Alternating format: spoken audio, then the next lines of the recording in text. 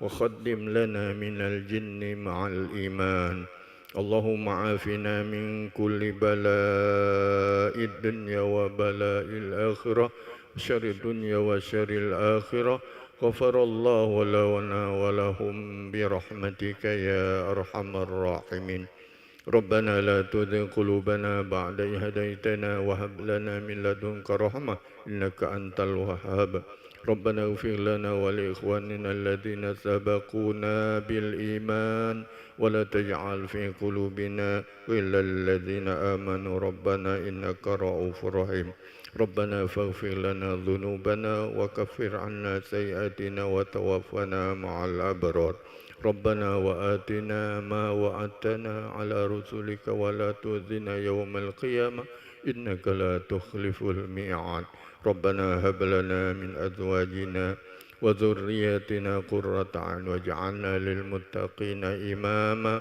ربنا ظلمنا أنفسنا وإن لم تغفر لنا وترحمنا لنكونن من الخاسرين ربنا آتنا في الدنيا حسنة وفي الآخرة حسنة وقنا عذاب النار سبحان ربك رب العزة عما يصفون وسلام على المرسلين الحمد لله رب العالمين الفاتحة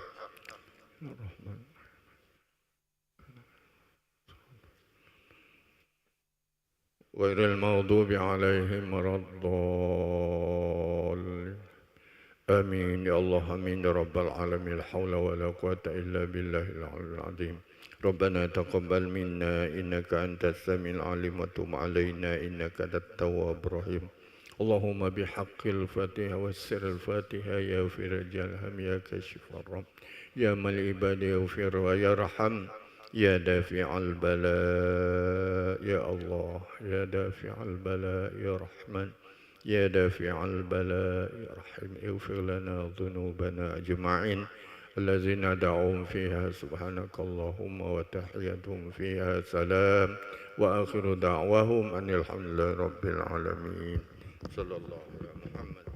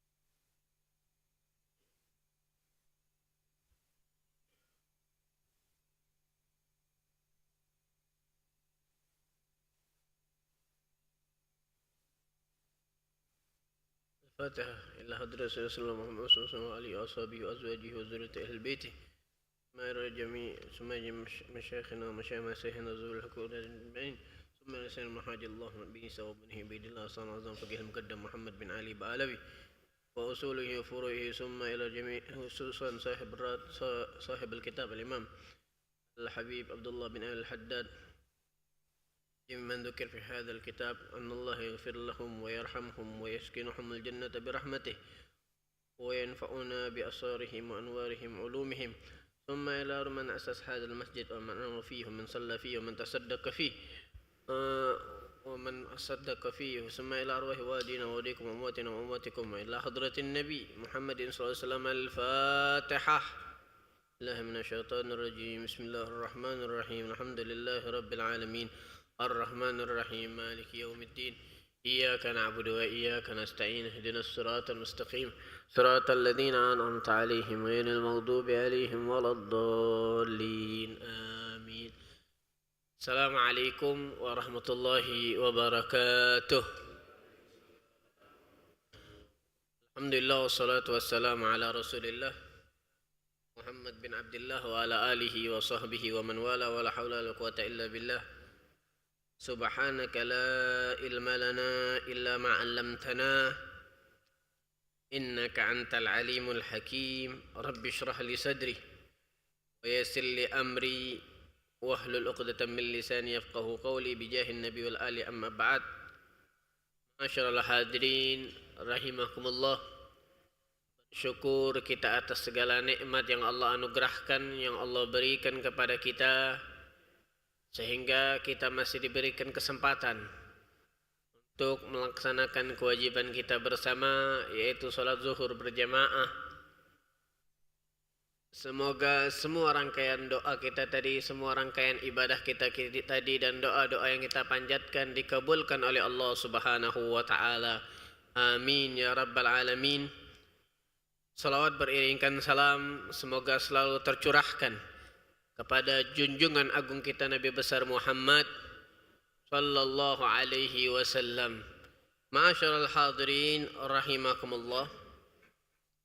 Minggu kemarin sudah kita bahas tentang bab baru yang dibahas oleh Imam Al-Haddad di dalam kitabnya Risalatul Mu'awanah tentang an-nadhafah, tentang kebersihan. Tak asing lagi di telinga kita. Kita sering dengar tentang kebersihan sebagian dari iman. Tapi kebersihan yang biasanya dijelaskan oleh orang-orang awam, baik kita ataupun kawan kita dan semua orang, biasanya kebersihan itu hanya dibatasi dengan kebersihan zahir yang kelihatan mata. Bukan yang dimaksud nadhafah di sini perincian seperti yang dimaksudkan syariat. Imam Al-Haddad menjelaskan an-nadhafah fi nadari syariah. Kebersihan di dalam pandangan syariat. Bagaimana kebersihan di dalam pandangan syariat ini? Beliau menjelaskan kebersihan di dalam pandangan syariat ada dua. Ada kebersihan zahir, ada kebersihan batin. Kebersihan zahir sudah kita bahas minggu kemarin. Apa itu kebersihan zahir?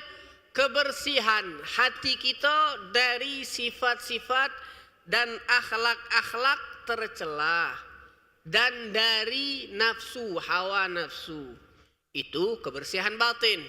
Dicontohkan oleh Imam Haddad seperti sifat sombong, riya, hasud, hubbud dunia yang kita sudah jelaskan sikok-sikok minggu kemarin. Nah, lawannya apa sifat-sifat ini? Ya lawannya sifat-sifat yang baik.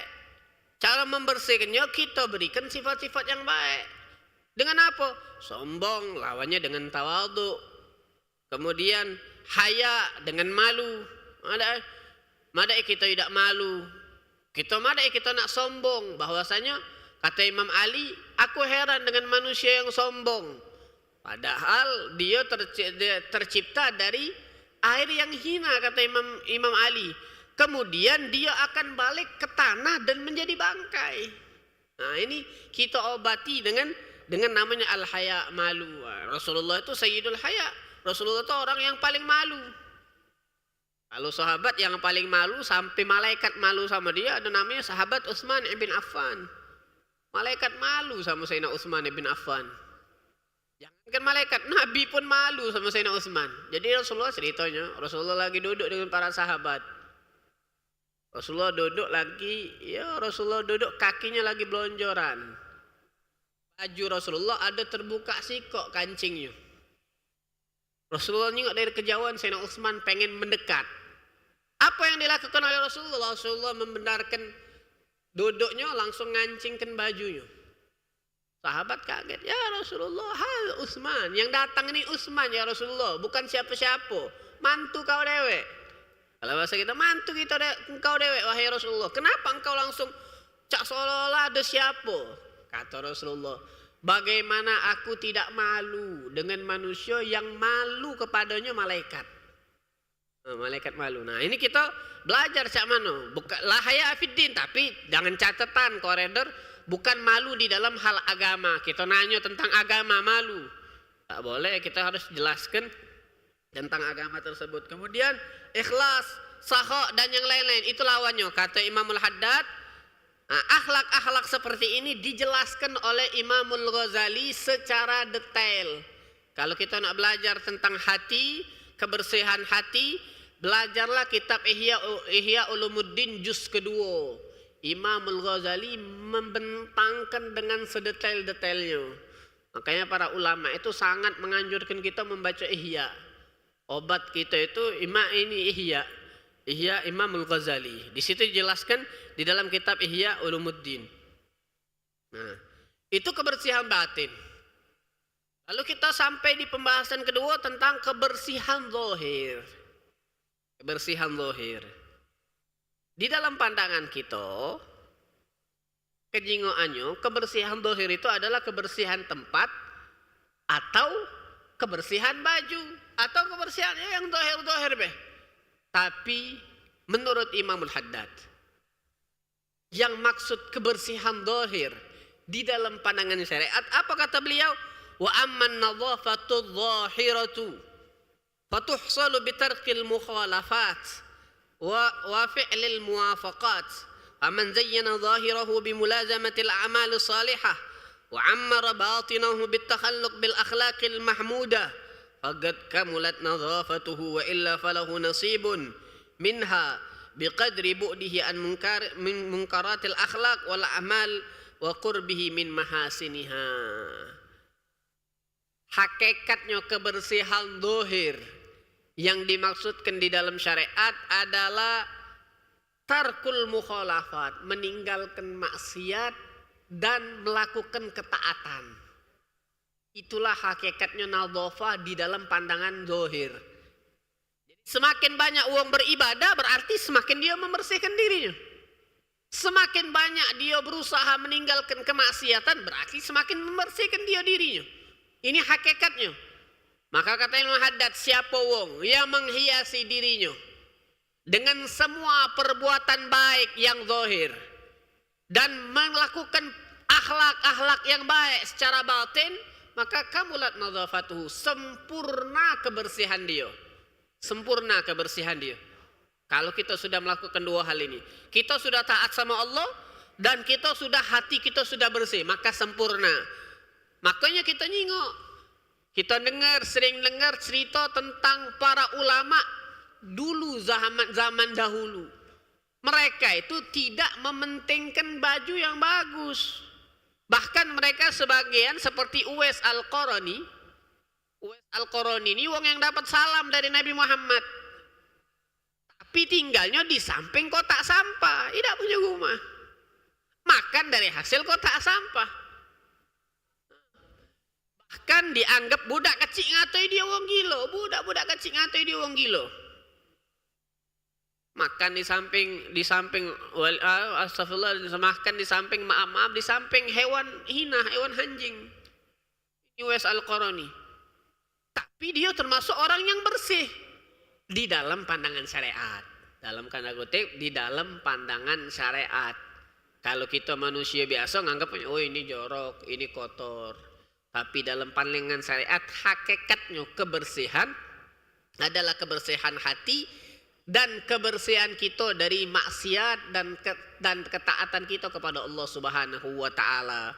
Itu hakikat kebersihan. Makanya dikatakan an-nadzafatu minal iman. Kebersihan itu sebagian dari iman. Maksudnya kebersihan yang ini. Makanya Rasulullah juga ngomong bunya din ala nadzafah. Agama ini dibangun atas dasar kebersihan. Kebersihan yang cak mana? Kebersihan yang cak ini. Adapun yang lainnya, nah ini wamin aksamin nadzafah. Nah, kebersihan yang biasa kita bahas itu termasuk cabang atau rantai.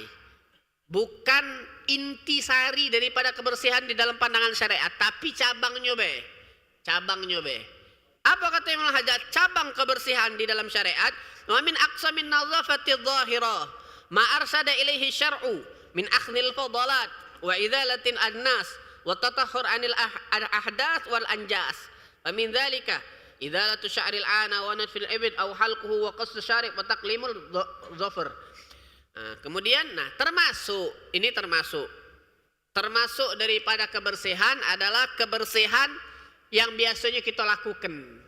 Membersihkan diri kita dengan mandi, membersihkan diri kita dari kotoran-kotoran, membersihkan diri kita dari hadas besar, hadas kecil, membersihkan diri kita dari najis.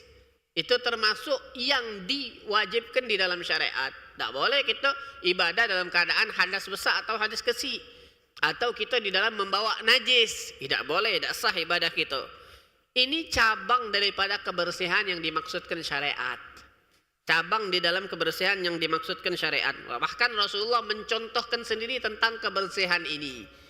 Di antaranya yang sangat-sangat dianjurkan di dalam hal kebersihan. Apa be?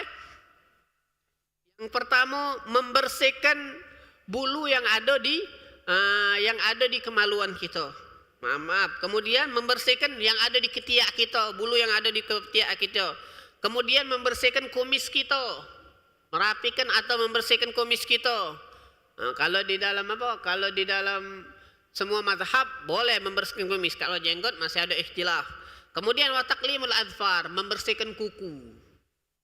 Nah, kalau masalah hal-hal yang cak ini di dalam Al-Qur'an Allah nyatakan wa idzibtala Ibrahim rabbuhu bikalimatin fa'atammahun. Allah katakan di dalam Al-Qur'an, sesungguhnya Nabi Ibrahim itu Allah uji dengan kalimat. Allah uji dengan ujian. Kemudian Nabi Ibrahim mampu melewati ujian itu. Disempurnakan ujian itu. Apa ujian tersebut yang Allah ujikan terhadap Nabi Ibrahim? Banyak ulama ahli tafsir menjelaskan tentang ujian yang Allah berikan kepada Nabi Ibrahim. Ada yang ngomong syariat. Allah menguji Nabi Ibrahim dengan 30 syariat yang harus disempurnakan. Kemudian fa'atammahun, disempurnakan oleh Nabi Ibrahim, dijalankan 30 syariat tersebut. Ada yang ngomong Allah berikan ujian dengan yang lain, dengan anaknya beliau, dengan ditunda memiliki anak, dengan ini banyak ujian Nabi Ibrahim. Maka dikatakan Nabi yang paling berat setelah Nabi Muhammad ujiannya adalah Nabi Ibrahim alaihissalam. Nabi yang paling berat. Nah, ada riwayat lain. Nah, ini pembahasan kita sesuai dengan pembahasan kita. Nabi Ibrahim itu diberikan ujian oleh Allah dengan apa? Ibtalahu Allahu bit-tahara khamsun fil ra's wa khamsun fil jasad. Allah berikan ujian dengan bersuci. Nadzafah, kebersihan. Kebersihan ini ada 10. 5 kebersihan wajah yang ada di wajah, ada 5 kebersihan yang ada di jasad, badannya Nabi Ibrahim alaihissalam. Allah berikan ujian dengan 10 kebersihan. Adapun 5 yang ada di kepala, apa be? Qassus syarib. Allah uji Nabi Ibrahim dengan disuruh selalu merapikan kumisnya. Kemudian wal madmadha, kumur-kumur. Sebenarnya ini menjaga kebersihan. Makanya anak sering ditanya, ngapola wong Islam ini, ulama-ulama dulu mereka ini jarang mengeluhkan sakit gigi. Karena apa? Yang pertama mereka pakai siwak. Ketahanan gigi mereka lebih kuat. Karena siwak itu punya enzim yang membuat giginya kuat. Yang kedua, Mereka sering madmadoh. Apa yang membuat gigi kita rusak? Sisa-sisa makanan. Sisa-sisa makanan yang membuat kita gigi rusak. Sedangkan Islam nyunahkan madmadoh. Apa namanya? Kumur-kumur. Kumur-kumur ngeluarkan sisa-sisa makanan. Sisa-sisa makanan. Sadaqah Nabi SAW. Bahkan Rasulullah itu la yufariqu arba'. Nabi Muhammad itu tidak pernah meninggalkan 4 hal. Di antara yang tidak ditinggalkan oleh Nabi Muhammad di dalam riwayat adalah cukit gigi. Cukit gigi. Rasulullah ngajarkan kita untuk membersihkan sisa-sisa makanan yang ada di gigi kita. Kadang kita ini tidak membaca sunnah secara sempurna. Sehingga ya kalau kita sakit jangan salahkan syariat.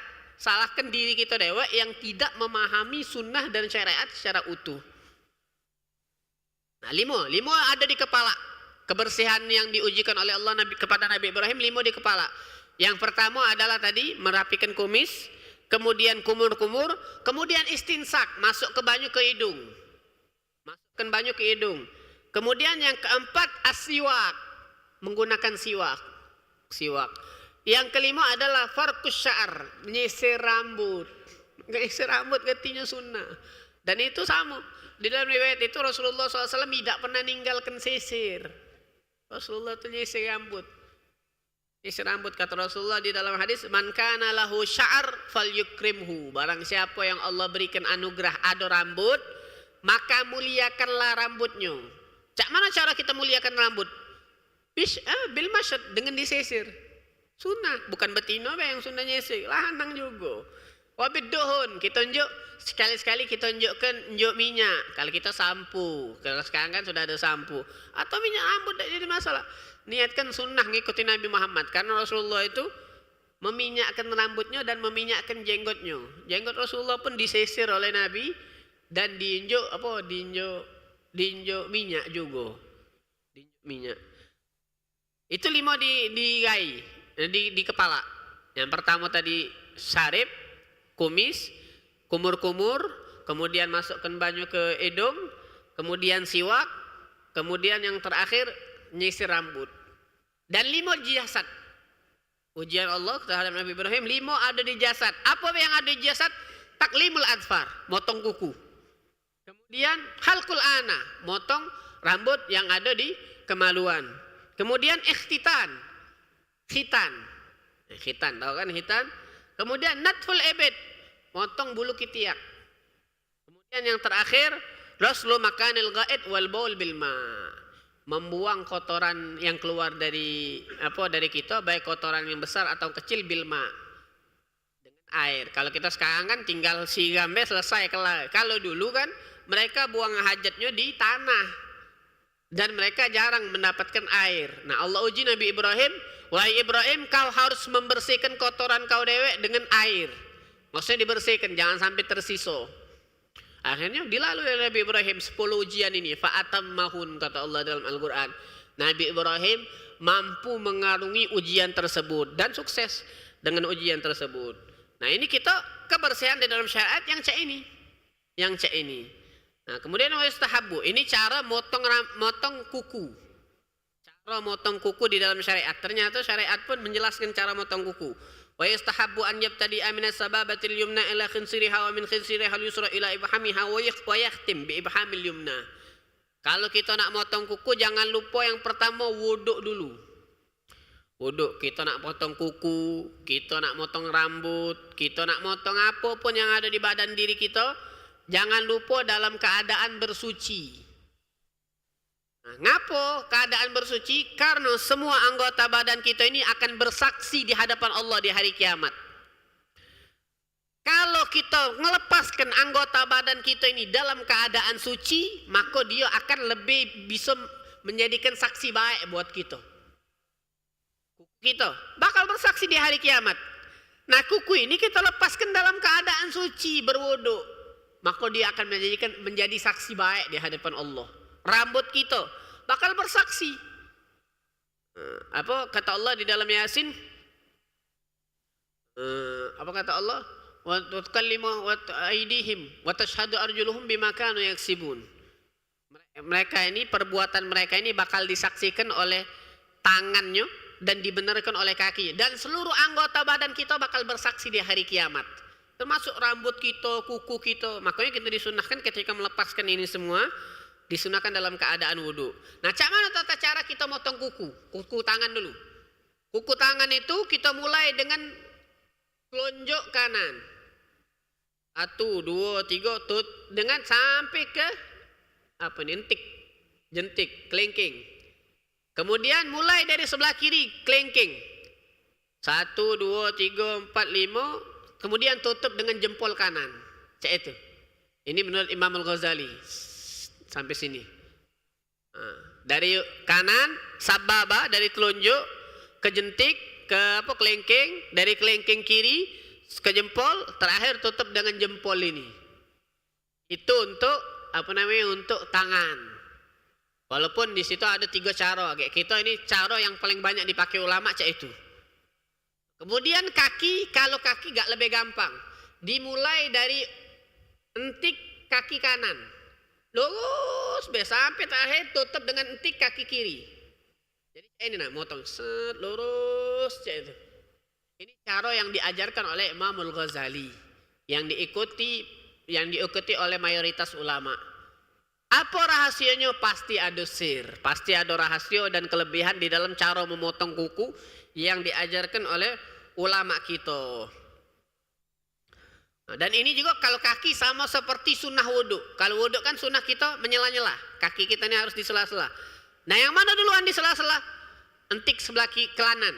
Cak ini cara nyela-nyela ya. Kiri juga kayak di sela-sela kan dari jempol. Cak itu. Nah, sunnah wudhu ini termasuk sunnah wudhu, sama seperti motong kuku dari ujung jentik lurus sampai ujung jentik sini. Nyela-nyelanya.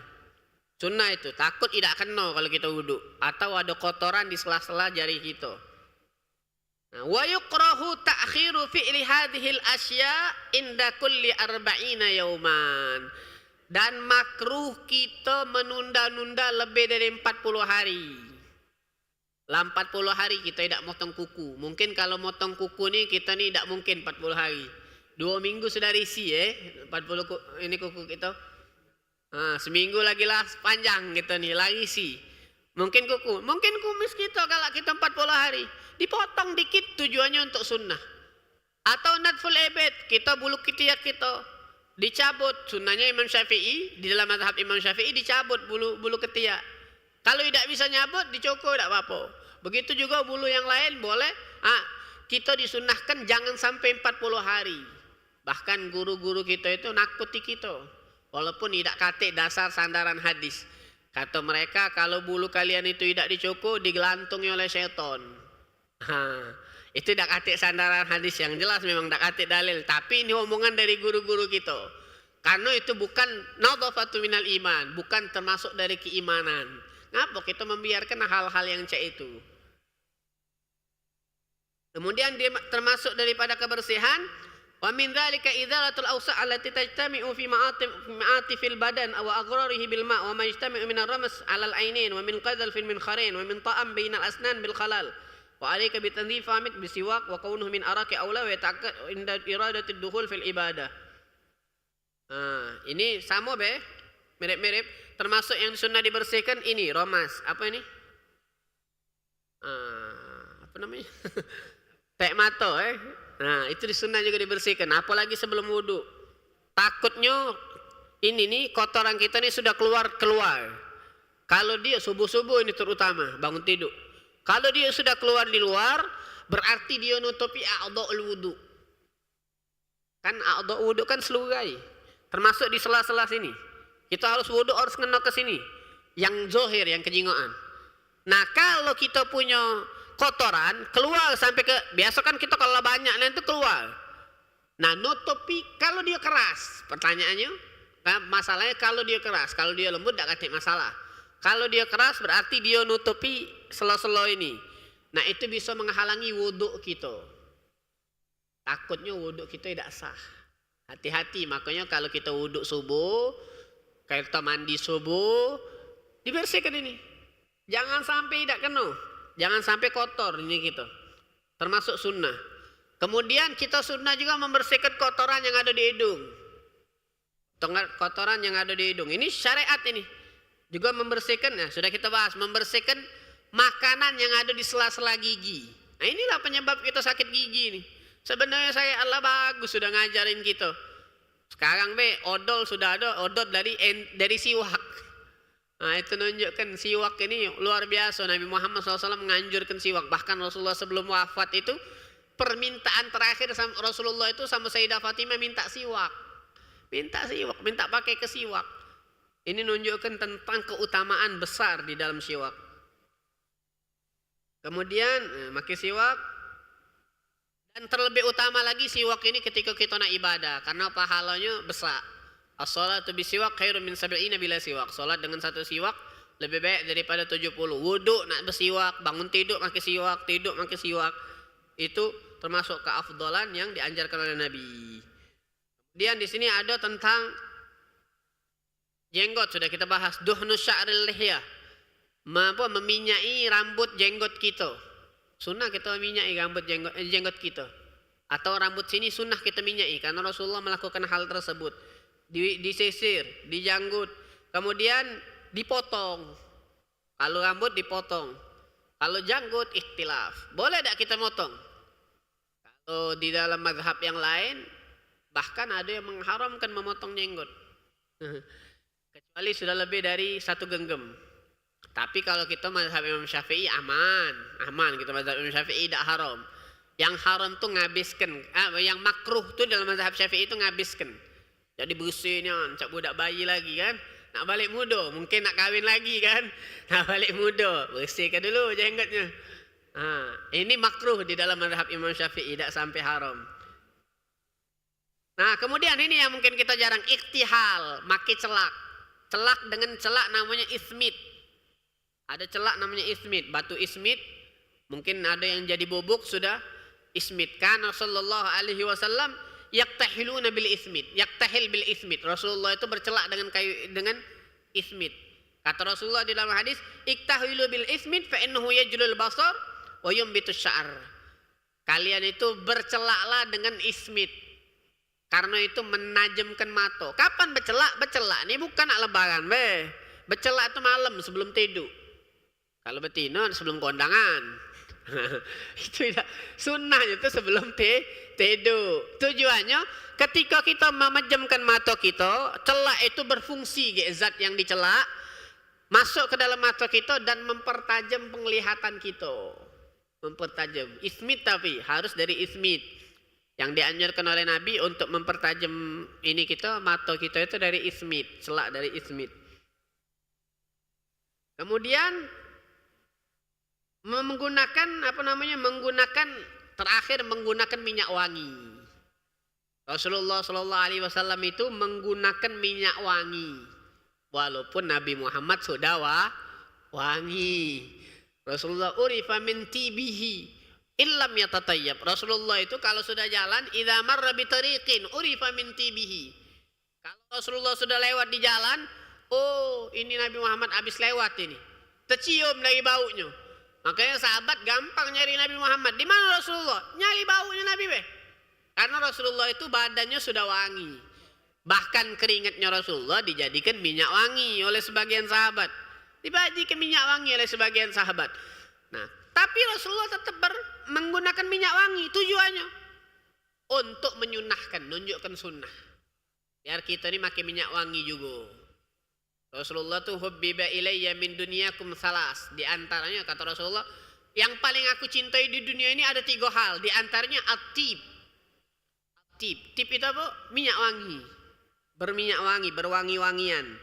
Rasulullah SAW berwangi-wangian. Makanya kata Rasulullah SAW, jangan lupa pakai minyak wangi. Terkhusus, wabil khusus lagi, pakai minyak wangi kalau kita pengen hadir di perkumpulan orang-orang muslim. Salat jamaah, salat Jumat, apalagi nak hadir tahlil, nak hadir ini, disunnahkan untuk menggunakan minyak wangi. Karena apa? Karena ya biar wong tidak terganggu dengan kita. Bahkan termasuk uzur daripada salat berjamaah, kalau ada orang yang badannya bau dan mulutnya bau, termasuk uzur, dia tidak berjamaah di masjid boleh dia. Apalagi wong yang misalkan wong yang mengganggu. Dia nih misalkan lagi sakit, hidungnya melek-melek terus, dia nih ngale-ngale terus, itu mengganggu jamaah yang di samping kan, maka dia diuzurkan, boleh tidak hadir. Nah, itu termasuk. Nah, karena Islam ini ya dinun nadhafah, agama yang dibangun dengan kebersihan. Setelah kebersihan itu tadi baru Islam ini mementingkan kebersihan yang ini. Tapi ingat di sini apa dia? Wa yastahabu an yatatayyab bima yadhharihu wa yakhfa launuhu wal mar'atu bididdi dzalik. Kalau lanang sunnahnya make minyak wangi yang ada baunya. Nah, tajam. Kalau betino diddi dzalik, disunnahkan menggunakan minyak wangi yang katik bau. Kita ini terbalik, tajam lah bawa betino dari bawa lanang minyak wangi. Nah, hati-hati, yang perempuan kita hobi pakai minyak wangi, dan minyak wangi itu dipakai untuk di luar. Kalau nak pakai minyak wangi, anjuran dari kami yang kami dapat dari guru kami, kalau dia nak kondangan, jangan pakai minyak wangi dari rumah. Agak di jalan tuh ketemu yang bukan muhrim. Nah, barang siapa yang bau minyak wanginya dicium oleh yang bukan muhrim, maka dia bakal dapat laknat dari Allah. Waliyadzubillah. Makanya pakai minyak wanginya ini depan kondangan, pakailah depan situ. Apa ketika istima'un nisa, ketika mereka di situ-situlah, pakailah minyak wangi. Kalau dia nak pakai minyak wangi, kalau tidak sudah, pakailah minyak wangi depan laki bawa dapur. Depan laki bawa dapur, bawa masakan. Depan lanang lain bawa minyak wangi. Ini tidak dianjurkan dalam syariat. Mungkin itu saja. Bismillahirrahmanirrahim. Alhamdulillahirabbil alamin. Allahumma shalli wa sallim ala sayyidina Muhammad wa ala ali sayyidina Muhammad. Allahumma 'allimna ma yanfa'una, Allahumma zidna ilma, Allahumma faqqihna fid din. Allahumma 'allimna ta'wil, Allahumma arzuqna sawa'as sabil. ربنا آتنا في الدنيا حسنة وفي الآخرة حسنة وقنا عذاب النار صلى الله عليه وسلم محمد وعلى آله وسلم الحمد لله رب العالمين هذا معكم لكم العفو منكم السلام عليكم ورحمة الله وبركاته